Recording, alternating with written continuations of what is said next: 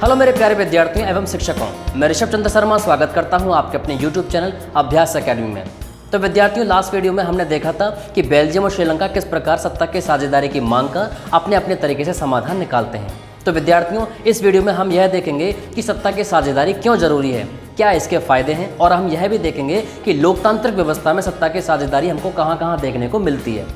तो बने रहिए इस वीडियो में अंत तक। और हाँ, यदि आप चैनल को पहली बार विजिट कर रहे हैं तो चैनल को सब्सक्राइब करें और पास ही दिए हुए बेल आइकन को प्रेस करें, जिससे कि हमारे द्वारा इस चैनल पर अपलोड की जाने वाली हर वीडियो की नोटिफिकेशन सबसे पहले आप तक पहुंच सके।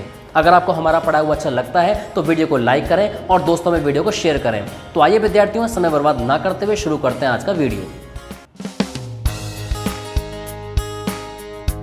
विद्यार्थियों, आज के इस वीडियो में हम यह देखेंगे कि सत्ता की साझेदारी क्यों जरूरी है, अर्थात सत्ता को लोगों के बीच में बांटना क्यों जरूरी हो जाता है। अगर सत्ता का बंटवारा लोगों के बीच में ना किया जाए तो इसके क्या परिणाम निकलेंगे, और अगर सत्ता का बंटवारा लोगों के बीच में कर दिया जाए तो इसके क्या परिणाम हमको दिखाई देते हैं। तो आइए विद्यार्थियों समझते हैं कि यदि सत्ता का बंटवारा विभिन्न सामाजिक समूहों के बीच में कर दिया जाए तो इसका परिणाम यह निकलता है कि जो टकराव है विभिन्न सामाजिक समूहों के बीच में, उसका अंदेशा विद्यार्थियों क्या हो जाता है, कम हो जाता है। कि अगर हम सत्ता का बंटवारा विभिन्न सामाजिक समूहों में कर दें तो जो टकराव है अलग अलग सामाजिक समूहों के बीच में, उसका जो अंदेशा है यानी कि जो गृह युद्ध की स्थिति है वो नहीं बनती है।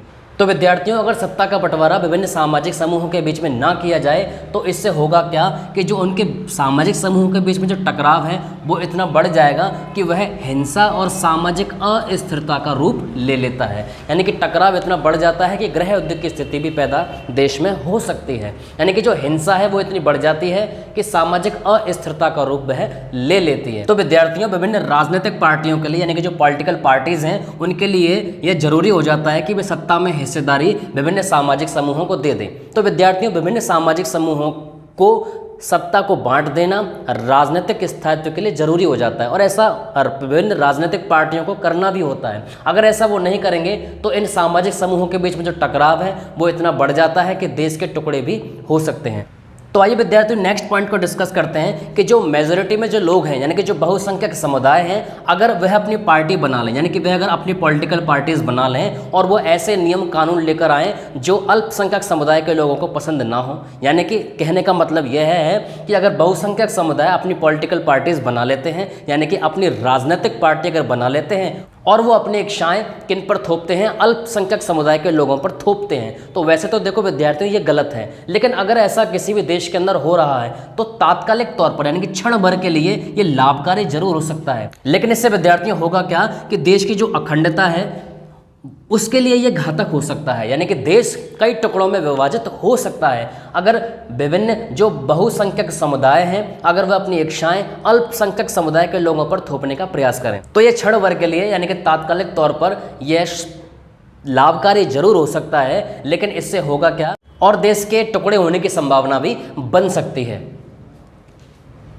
नेक्स्ट पॉइंट है कि जो बहुसंख्यक समुदाय हैं उनका जो आतंक है, जो बहुसंख्यक समुदाय के जो लोग हैं यानी कि जो मेजॉरिटी में जो लोग हैं उनका जो आतंक है वो केवल अल्पसंख्यकों के लिए ही नहीं, वो केवल अल्पसंख्यकों के लिए नहीं, यह जो उनका आतंक है, जो मेजॉरिटी के लोग हैं, ये आतंक जो उनका है ये बहुसंख्यक लोगों के लिए भी बर्बादी का कारण बन सकता है। यानी कि जो बहुसंख्यक लोग हैं वो अल्पसंख्यक लोगों को तो परेशान करते ही हैं, लेकिन जो बहुसंख्यक लोग जो हैं वो बहुसंख्यक लोगों यानी कि जो मेजॉरिटी में जो लोग हैं उनकी भी बर्बादी का कारण वो बन सकते हैं। तो विद्यार्थियों, अभी तक पहली बात में मैंने आपको यह बताया है कि जो सत्ता का बंटवारा है वो विभिन्न सामाजिक समूहों में कर दिया जाए, और विभिन्न सामाजिक समूहों में सत्ता का बंटवारा क्यों कर दिया जाए इस बात को भी हमने डिस्कस किया था। लेकिन हमारे लोकतंत्र में सत्ता के बंटवारे को लेकर क्या बातें कही गई हैं इसको हम समझने का प्रयास करते हैं। विद्यार्थियों, सत्ता की जो साझेदारी है यानी कि जो पावर शेयरिंग है वही क्या है, लोकतंत्र की आत्मा है। वही क्या है विद्यार्थियों, लोकतंत्र की आत्मा है। तो लोकतंत्र में क्या कहा गया है, लोकतंत्र में कहा भी यही गया है कि जो शासन व्यवस्था है यानी कि जो शासन व्यवस्था है उसको क्या कर दिया जाए, लोगों के बीच में बांट दिया जाए। यानी कि ऑलरेडी पहले से ही लोकतंत्र में यह बातें लिखी हुई हैं कि अगर शासन व्यवस्था को लोगों के बीच में बांट दिया जाए तो वही सरकार कौन सी सरकार कहलाती है, वैध सरकार कहलाती है, यानी कि वैलिड गवर्नमेंट कहलाती है। तो वैलिड गवर्नमेंट में होता क्या है कि जो विभिन्न सामाजिक समूह होते हैं वो अपनी भागीदारी के माध्यम से, जो विभिन्न सामाजिक समूह हैं वो शासन व्यवस्था से जुड़ते हैं। तो वैध सरकार क्या करती है, भागीदारी के माध्यम से यानी कंट्रीब्यूशन के माध्यम से जो सामाजिक समूह हैं उनको शासन व्यवस्था में जुड़ने का मौका देती है। और यही बातें लोकतंत्र में कही गई हैं। तो सत्ता की साझेदारी ही लोकतंत्र की आत्मा है और लोकतंत्र में भी यही बातें कही गई हैं कि शासन व्यवस्था को लोगों के बीच में बांट दिया जाए। अगर किसी भी लोकतंत्र में शासन व्यवस्था को लोगों के बीच में बांट दिया जा रहा है तो ऐसी सरकार को वैध सरकार यानी कि वैलिड गवर्नमेंट कहा जाता है।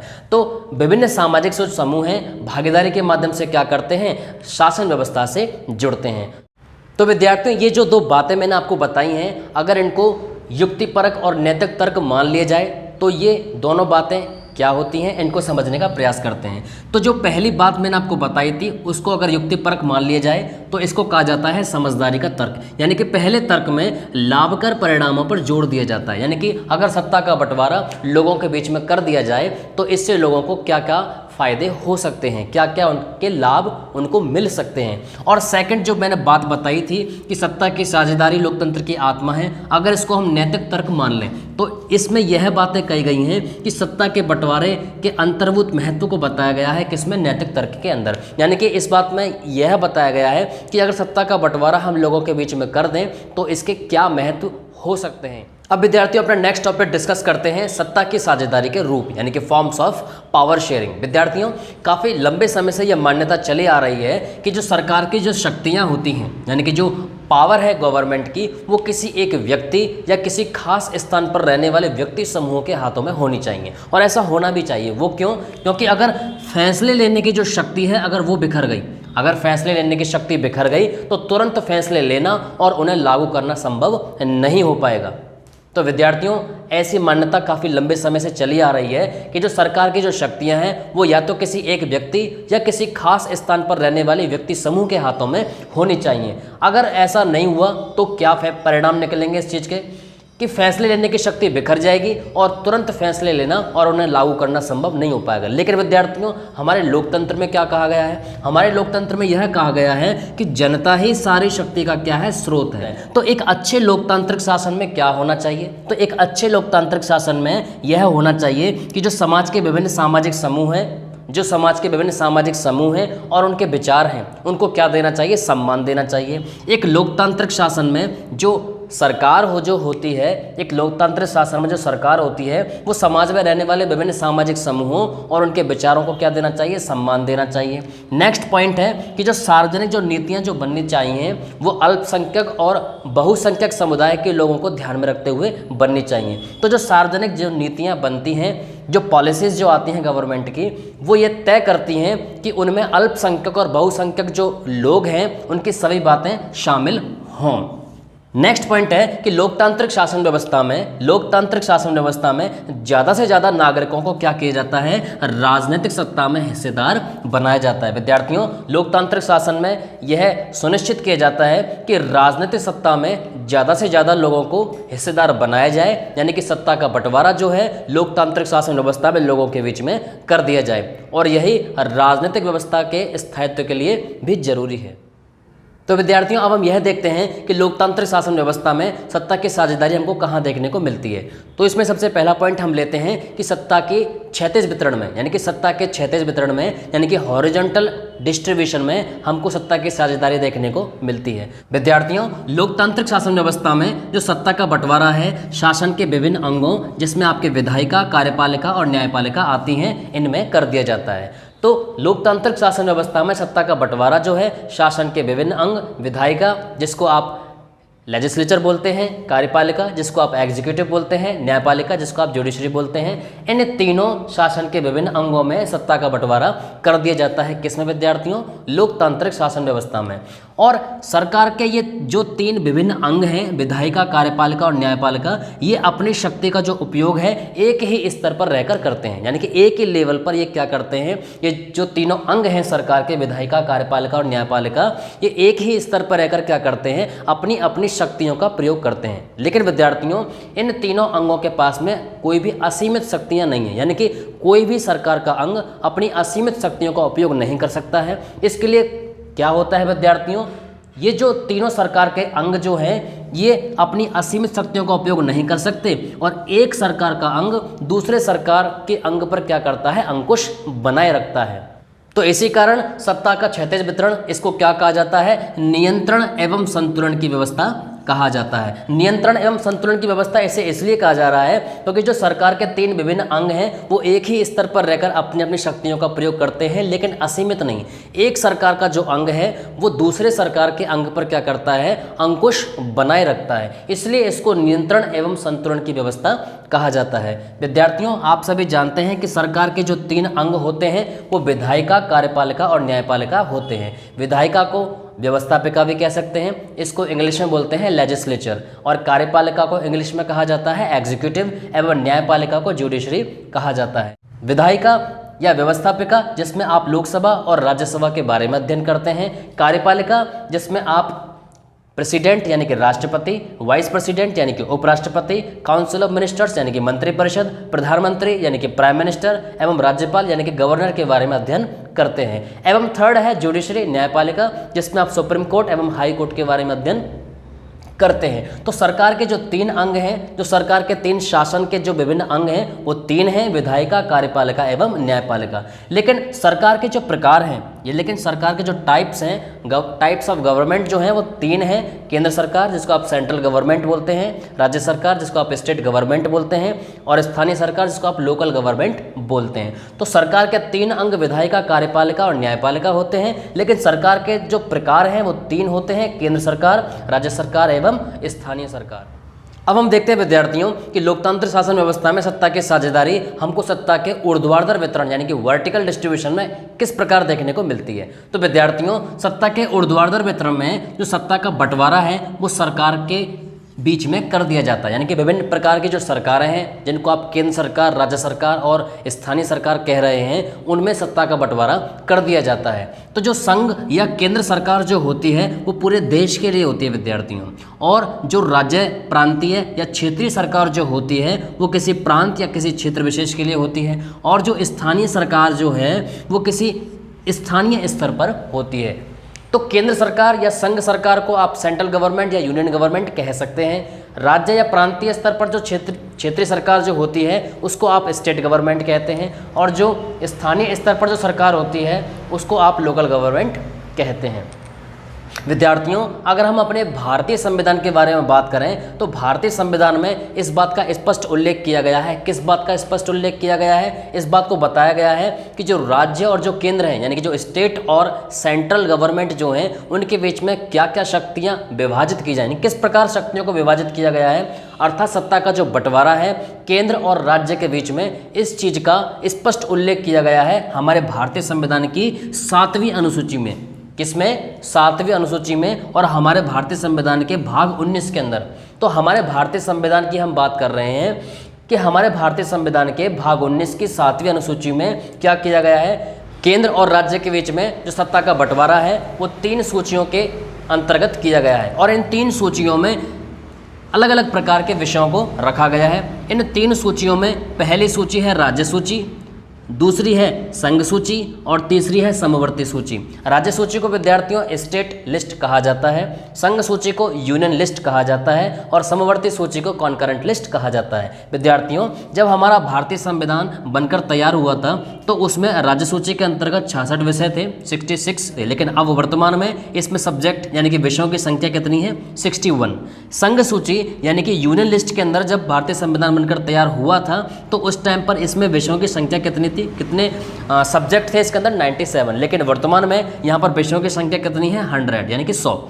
समवर्ती सूची यानी कि कॉन्करेंट लिस्ट के अंदर जब भारतीय संविधान बनकर तैयार हुआ था उस टाइम पर जो विषयों की संख्या थी यानी कि जो नंबर ऑफ सब्जेक्ट थे वो कितने थे? 47। लेकिन वर्तमान में विषयों की संख्या समवर्ती सूची के अंदर कितनी है विद्यार्थियों? 52। तो विद्यार्थियों, ये जो सत्ता का ऊर्ध्वाधर वितरण है यानी कि जो वर्टिकल डिस्ट्रीब्यूशन है ये हमको बेल्जियम में तो देखने को मिलता है, लेकिन हमको यह श्रीलंका में देखने को नहीं मिलता। अब आगे देखते हैं विद्यार्थियों की लोकतांत्रिक शासन व्यवस्था में जो सत्ता का बंटवारा है हमको और किस प्रकार देखने को मिलता है। तो विद्यार्थियों, सत्ता का जो बंटवारा है हम विभिन्न सामाजिक समूहों जो कि भाषाई और धार्मिक आधार पर अलग अलग हैं, उन सामाजिक समूहों के बीच में भी हम सत्ता का बंटवारा कर सकते हैं। तो ऐसा आपको देखने को मिलता है विद्यार्थियों बेल्जियम में। यानी कि बेल्जियम जो देश है इसका एक अच्छा उदाहरण है।